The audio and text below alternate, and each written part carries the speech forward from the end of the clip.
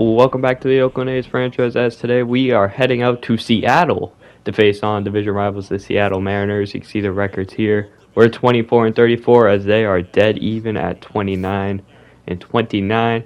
And today is Caleb Killian's major league debut. We called him up at the end of last episode, and this is his first look a few days into this year. We will start off though on offense as we have Dansby Swanson hitting a ball up the middle on Marco Gonzalez, who's having a pretty decent third or fourth pitcher year. Here starts off the game, allowing a base hit to Dansby Swanson, and then Butler will fly out to center field for out number one, as Butler is coming off his Player of the Month campaign in May. As you can see, here's the starting lineup. Also have Dansby Swanson, who killed it last month. I guess not really killed it, but 277. It was much better than what he was doing. Here's the rest of our lineup if you have not seen it already. And we'll bring up the next batter in Austin Meadows here in a 3-2 count. And he looks at strike three right in the strike zone. Pretty easy hit, but he just didn't swing the bat. Next up is Jaloff in a 3-2 count, and the hit and run with Swanson. Gets a base knock in the right field. Swanson on to third base, which I believe brings up, I don't remember, so I'm going to wait a second, Albert Almora Jr., but he won't do anything as he grounds out to second. So, end of the first, nothing happened. Now we go see Caleb Killian's first pitching appearance here in the major league level. He starts off with a 3-1 count, which Adam Frazier pops up to, I guess, shallow left center. Out caught by Dansby Swanson. You can see the Seattle lineup we are facing here in Caleb Killian's debut. It's pretty good if they're all on top of their game. As you can see, Adam Frazier is the best average hitter, as well as Julio Rodriguez, who's probably their best bat right now. But their 3 or 4 lefties in a row aren't doing too well right now. As you can see, J.P. Crawford grounds out to second for out number 2 here, which brings up, I believe, Jesse Winker, who is doing good on the road, but is not doing the best at home. See, he has like a 202 average with only 3 of his 8 home runs here. And in a 1-1 count, he pops one right back up to Caleb Killian, who gets a solid first inning of work. Now we jump over back to the offense here in the second. Here's Beau Carlick grounding up the middle. A great diving stop by J.P. Crawford, but he can't get Beau Carlick at first in time. And then Beau Carlick will go and steal second base. I actually believe they called him out originally, but they challenged the play. He was safe. Then he steals second base as he's a good stolen base person this year. But nothing comes of it. Tyler Soderstrom strikes out to end the inning. Back up to Caleb Killian, who gets his second out here on Kyle Lewis. I missed the first out on Max Muncy, but Muncy just grounded out. And now brings up Julio Rodriguez, who's having probably the best year here on the Seattle lineup. He's in a 1-2 count, and Caleb Killian will get his first career strikeout to end the second inning on a cutter away, making Rodriguez chase. Can now jump over to the top of the third. It's a 2-1 count, 2 outs already. And Austin Meadows tries to keep a rally, or I guess start a rally, not keep a rally going, with a base knock up the middle, which will bring up now Zach Jaloff. Meadows having a pretty good year against lefties. Pretty decent year all around. Not really a star year like we paid him for, but he's having a pretty good year against lefties, and he's been heating up recently. And here is Zach Jaloff hitting a deep fly ball to right field, just caught by Julio Rodriguez out there. And now it ends the top of the third. We go to the bottom now. Caleb Killian still on the mound, obviously. And he gets another strikeout here on Toro. Change up inside. Later that inning, 2-2, 2 outs. He gets Dylan Moore swinging and missing. And Caleb Killian has a strong 3 innings so far. We now jump to the top of the fourth inning where one down Shea Langeliers gets a base knock in the right field. He was kind of heating up a bit, and he's been doing better than Soderstrom. Against lefties, I believe Soderstrom's been doing better, but Langeliers all around's been doing good. Now we got Beau Carlick up in a 3-1 count, who he takes what he thought was ball 4. Looks confused. It was definitely strike 2. But now 3-2 count. He swings at a circle change in the dirt. Strikeout there. Then Ruben Odor, he will try to keep the inning alive as he draws a walk, bringing up Tyler Soderstrom, who already has a strikeout today, and Marco Gonzalez gets him to swing and miss at a second strikeout there. We now jump over to the bottom of the fourth, where it's Caleb Killian killing it again. Up first is Adam Frazier, getting him swinging and missing at a fastball high. A couple batters later, it's Winker just looking at strike three over the middle. And that brings up Max Muncy, 1-2, 2 outs. Muncy will get a base knock to keep the inning alive. Now there's 2 on and 2 outs here in the bottom of the fourth. Now Kyle Lewis, he draws a walk, so now the bases are loaded here. We have a mound visit just to kind of cool off Caleb Killian, and then he goes up against Julio Rodriguez, who takes strike 2. See, bases are loaded here. And the 1-2 count. Hanks a curveball just over plate a little bit, and Rodriguez drives in a run. So Seattle goes up 1-0 here in the bottom of the fourth. But that would all the damage they would do, as Toro would come up and he would strike out at a cutter way inside to end the fourth inning. Now jumping to the fifth with a runner on. Here is Lawrence Butler. He drives one to right field for a base knock, and now would make it 2 runners on for Austin Meadows, who is kind of our best bat. He does nothing, and then we go to Zach Jaloff, who hits a ground ball into a double play, and we get nothing with a 2 on, nobody out situation. Now jumping to the bottom of the fifth, towards the end of the bottom of the fifth, Caleb Killian keeps his good day going as he still only allowed that 1 run.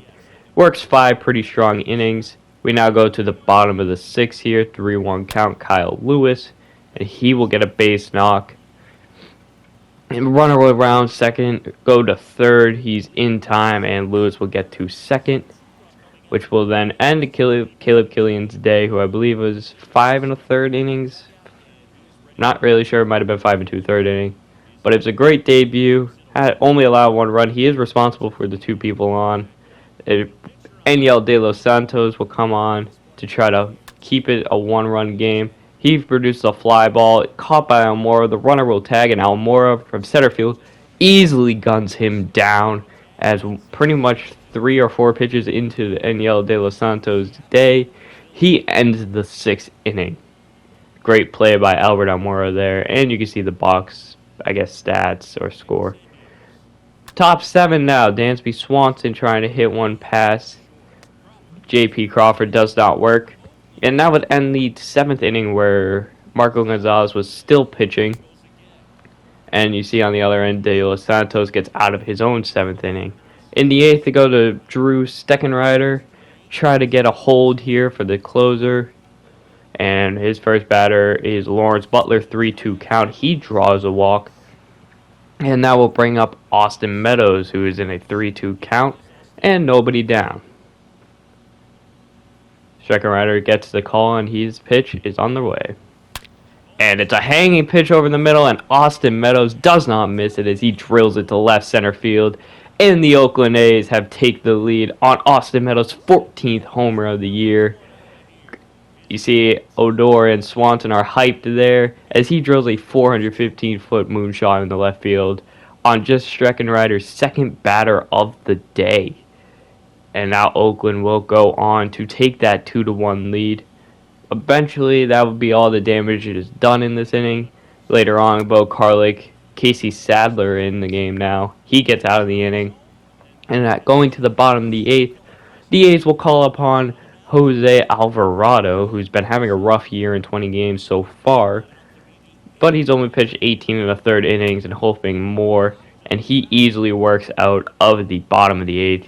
Last batter is Max Muncy popping up to the the catcher here. And then they'll call upon closer Lou Trevino, 15-17 on his saves opportunity.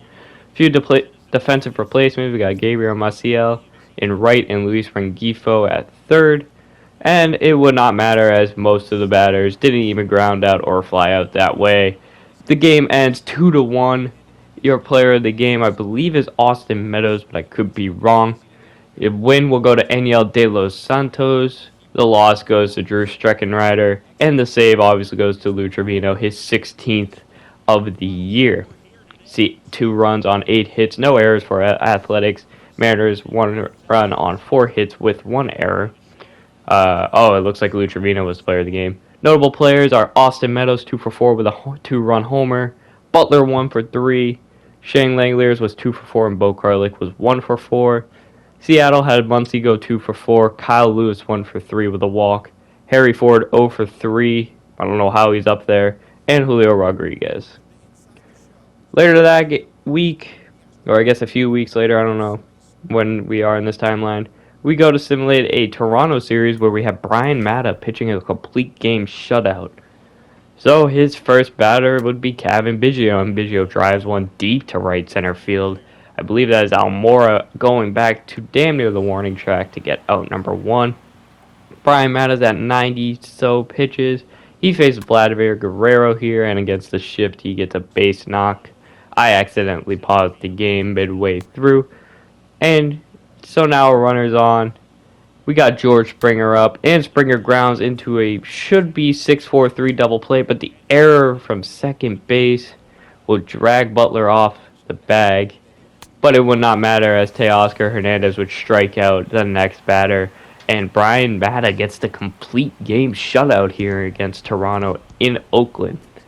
I believe this is Brian Mata's second or third complete game of the year, his first complete game shutout of the year, and his 8th win. Probably our best pitcher right now in our rotation. Maybe Kaprelian, or who am I thinking of? Cole Irvin.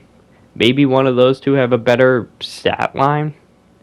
But Brian Mata has been doing good so far in his time and has multiple complete games. Now Oakland will go on later in this series to continue to face the Toronto Blue Jays, where in this game it was Jake Eierman's debut who was DHing. And we will go up against, I believe it was Hyun-Jin Ryu. But we'll start off on the pitching side where James Kaprelian having a down year compared to last year. But last year's ace here is no longer the ace. This is his first batter of the day. Gets a bloop hit out in the center for a base knock. I didn't see who it was. But Toronto here is going to keep the fight going. Stuart Baroa, not someone I know, he strikes out swinging.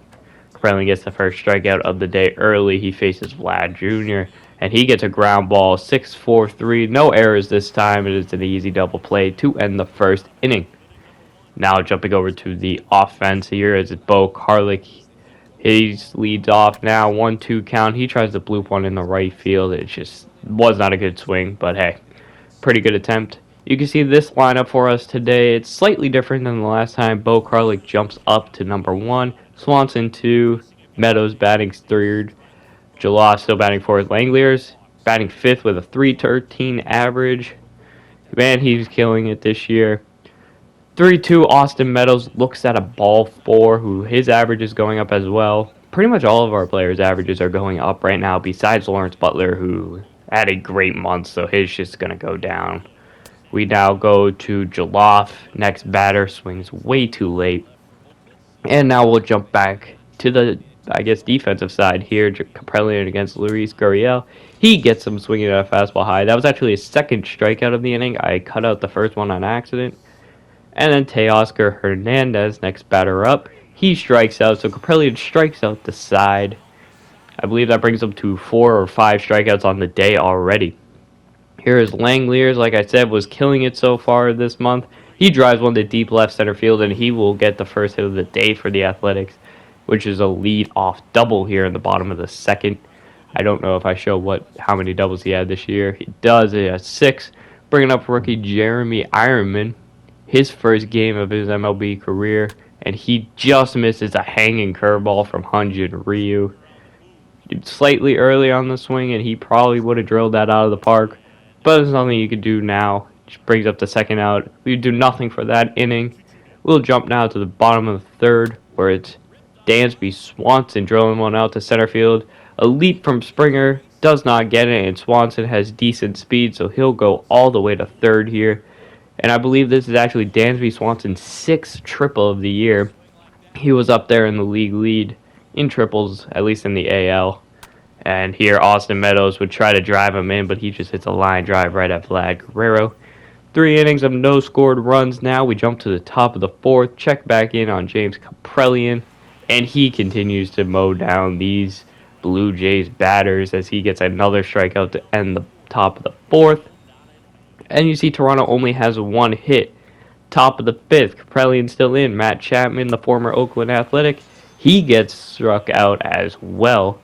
So now 5 great innings, trying to work on a 6th, but he hangs a pitch to Jordan Groshans, I can't speak today, with a runner on after a walk, and that would be a 2-run shot on Groshans, I can't remember.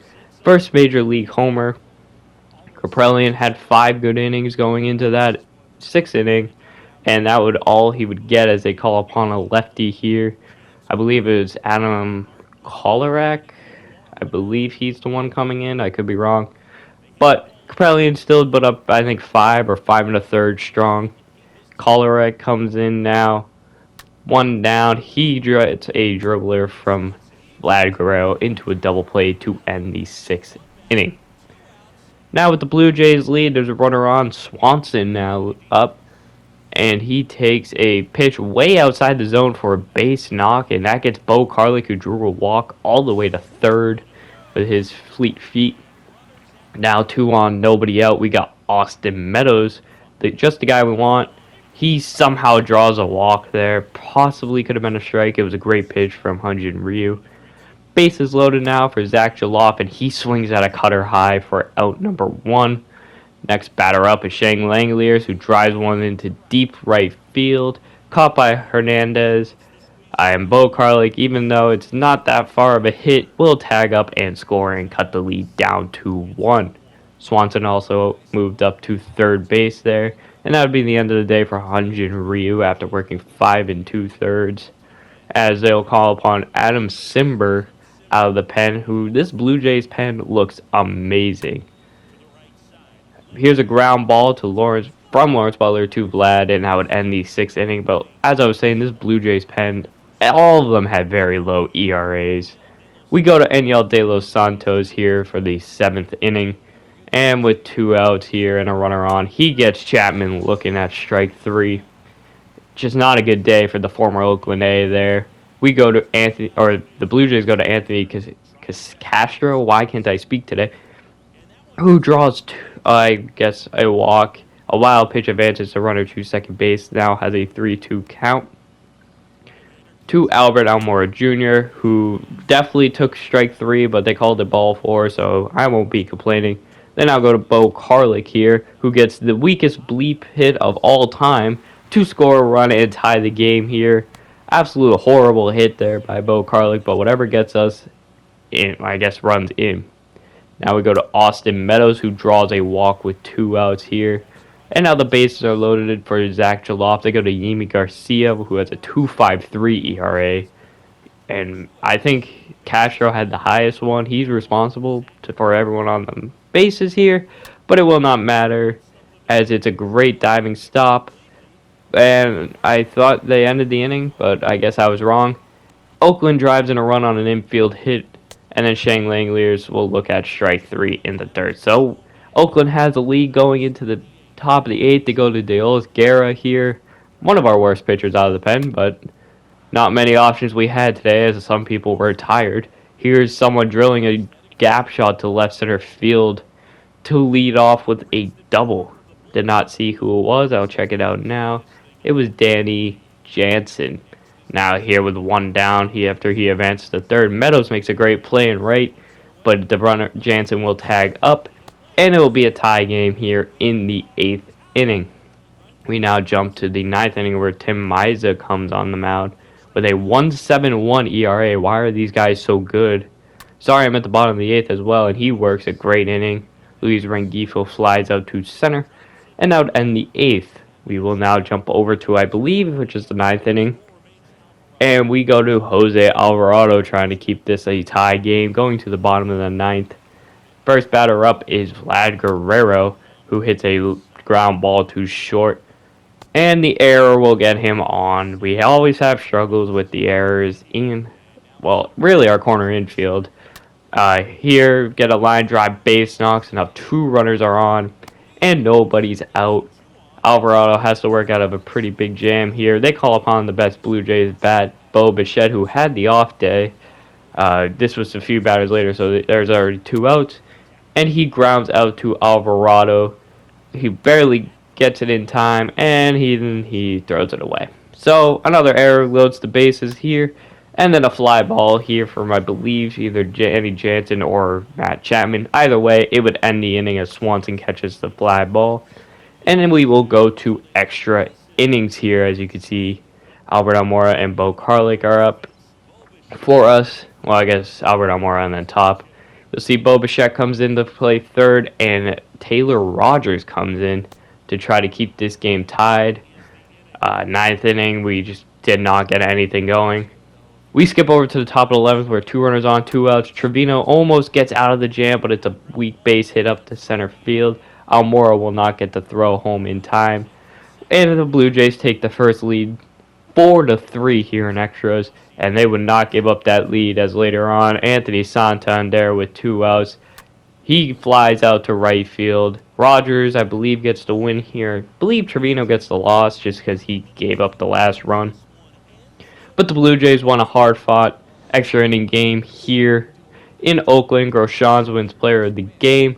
He 1 for 3 with a homer. Danny Jansen 1 for 3 as well. Teoscar 1 for 5, and Castaneda 1 for 4. You'll see 2 for 5 for Swanson, 1 for 4 for Carlick. Shane Legler's 1 for 4 as well.